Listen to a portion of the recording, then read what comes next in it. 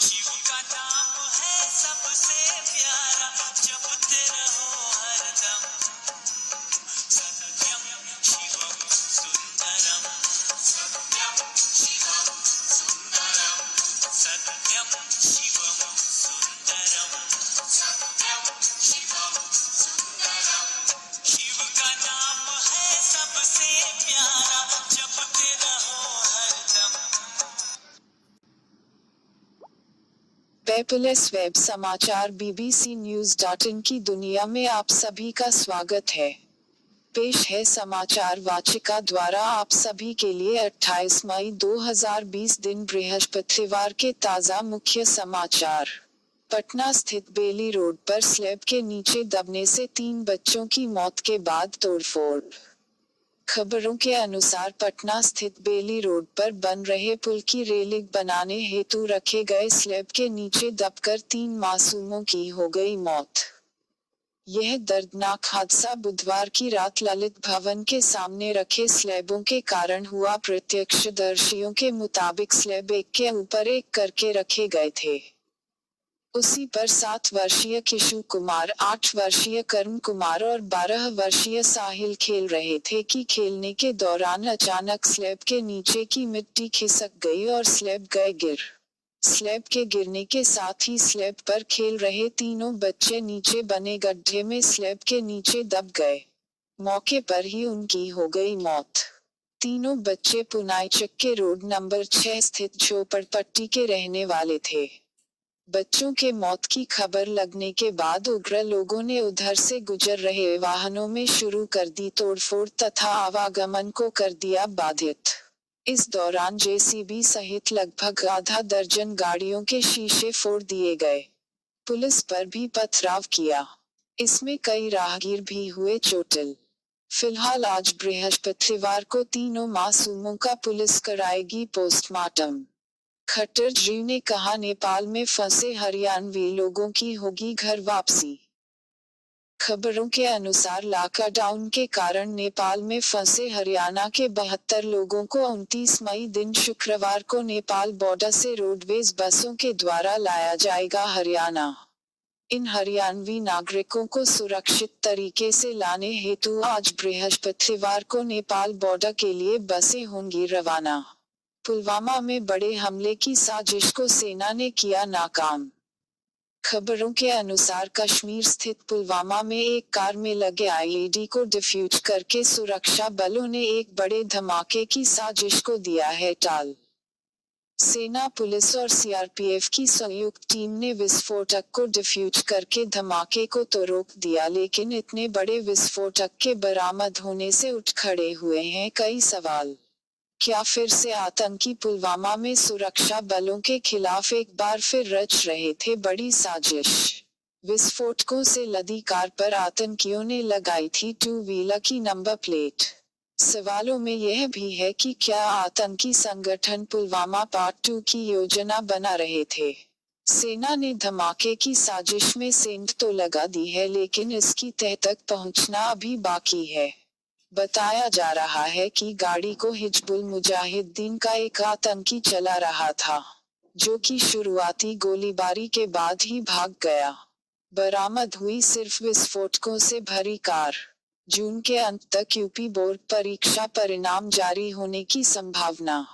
खबरों के मुताबिक यूपी बोर्ड परीक्षा रिजल्ट जून के अंत तक देने की तैयारी में है बोर्ड। क्योंकि हाई स्कूल और इंटरमीडिएट परीक्षा की 90% से अधिक कॉपियों का मूल्यांकन पूरा होने के साथ ही बच्चों को मिले अंक विषयवार अंक पत्र पर चढ़ाए जाने लगे हैं। जिस तेजी से मूल्यांकन हुआ है, उसके अनुसार परीक्षा परिणाम अब जून के अंत तक आने की बन गई है पूरी संभावना। इसी के साथ परीक्षा में सम्मिलित 50 लाख से अधिक छात्र छात्राओं का इंतजार भी हो जाएगा पूरा। मूल्यांकन और परिणाम तैयार करने की शासन स्तर पर लगातार हो रही है समीक्षा भी।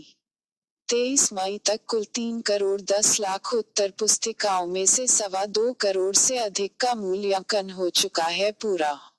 अब तक 90% से अधिक कॉपियां जांची जा चुकी है और इस हफ्ते सभी 281 केंद्रों पर मूल्यांकन हो जाएगा पूरा।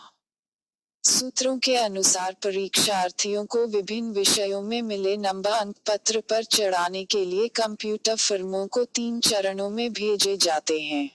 पहले चरण के अंक भेजे जा चुके हैं, जबकि दूसरे चरण के अंक 1-2 दिन में भेजे जाएंगे। अलग अलग विषयों के अंक रोल नंबर के अनुसार चढ़ाए जाते हैं।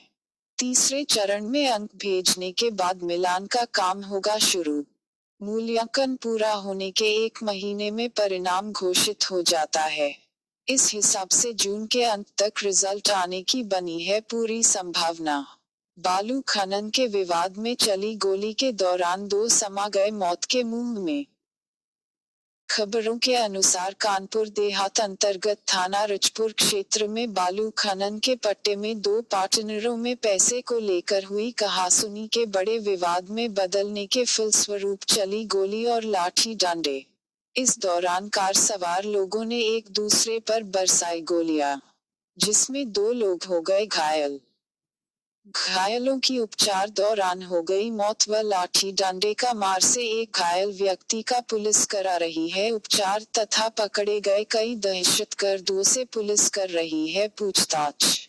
बरेली में लगी भीड़, मच गई अफरा तफरी। खबरों के अनुसार आज बृहस्पतिवार को बरेली अंतर्गत प्रेमनगर के कृष्ण लीला कॉम्प्लेक्स में स्थित आर्ट अरीना में लगी भीषण आग से मच।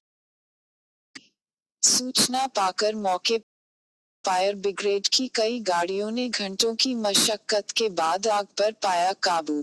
इस आग की भेंट चढ़कर लाखों का सामान जलकर हो गया खाक। टीवी चैनल पर डिबेट में अपनी कला दिखाने वाले संबित पात्रा की कोरोना डिबेट में हुई हार। खबरों के अनुसार देश भर में वैश्विक महामारी कोरोना का प्रकोप तेजी से अपना पांव पसारता जा रहा है। इस महामारी ने नेता से लेकर मजदूरों तक को बना डाला है अपना निशाना। इसी क्रम में कोरोना वायरस ने टीवी चैनल डिबेट में कभी अपनी हार न मानने वाले भारतीय जनता पार्टी के राष्ट्रीय प्रवक्ता संबित पात्रा को अपनी गिरफ्त में लेकर हार मानने पर कर दिया है मजबूर। संबित पात्रा में कोरोना के लक्षण दिखने के बाद पात्रा को गुरुग्राम के मेदांता अस्पताल में कराया गया है भर्ती। अब डॉक्टर संबित पात्रा के स्वास्थ्य की कर रहे हैं निगरानी। हालांकि भारतीय जनता पार्टी की ओर से अभी तक इस संबंध में औपचारिक तौर पर नहीं दी गई है कोई जानकारी।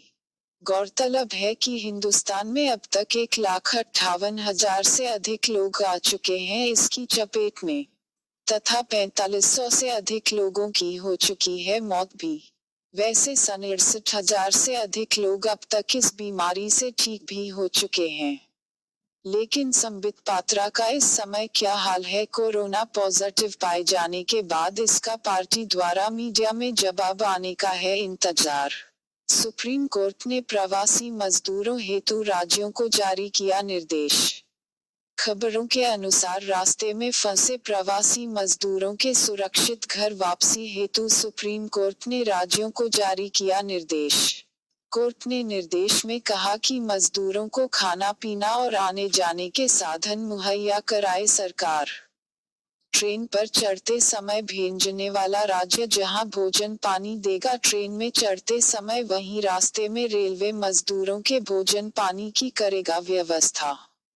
सुप्रीम कोर्ट ने प्रवासी मजदूरों को दी जा रही मदद पर सभी राज्यों को शुक्रवार तक जवाब दाखिल कर ब्यौरा देने हेतु भी कहा है अपने निर्देश में।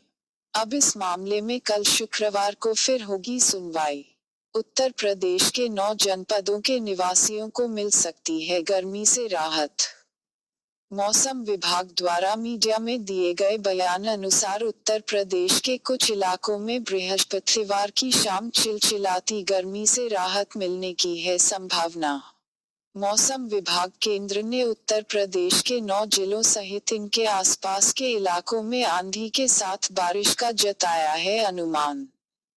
लखनऊ मौसम विभाग ने कहा है कि आंधी और गरज के साथ उत्तर प्रदेश के मथुरा, आगरा, अलीगढ़, हाथरस, एटा, झांसी, महोबा, हमीरपुर और बांदा जिले में हो सकती है बारिश।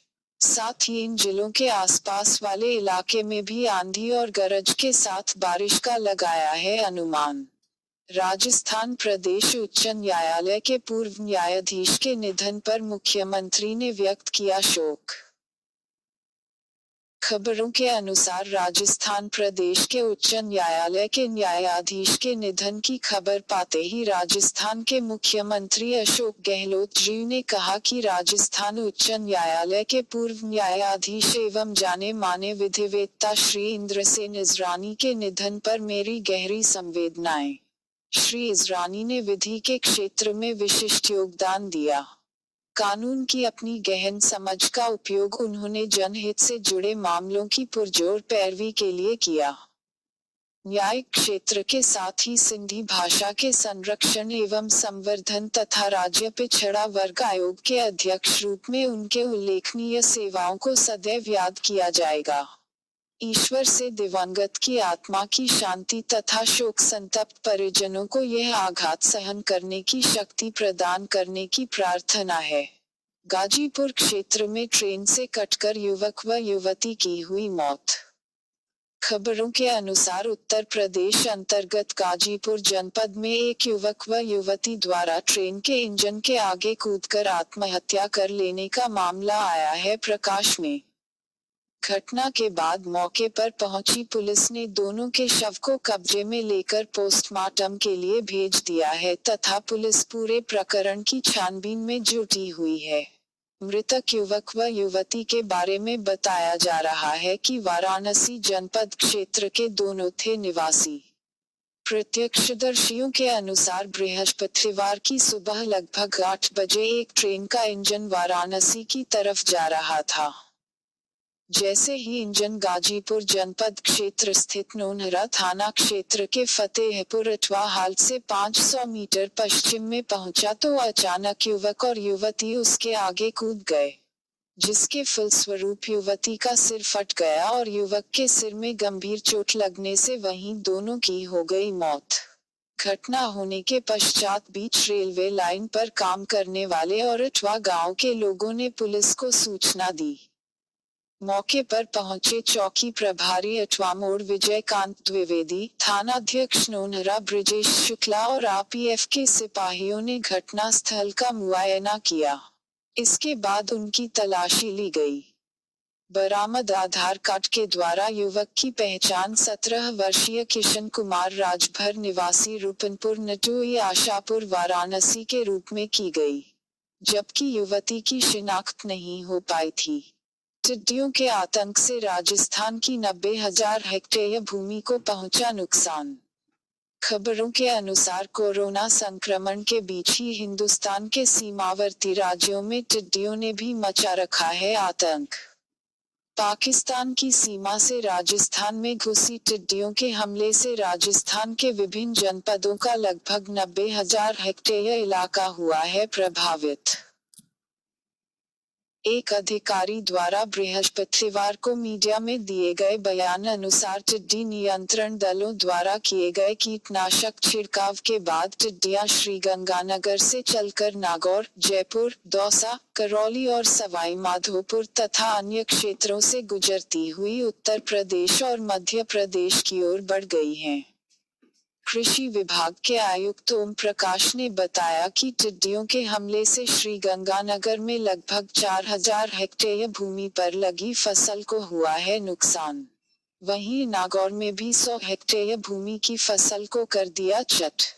राज्य में टिड्डियों के हमले से 20 जनपदों के कुल 90,000 हेक्टेयर भूमि के नुकसान का किया गया है आकलन।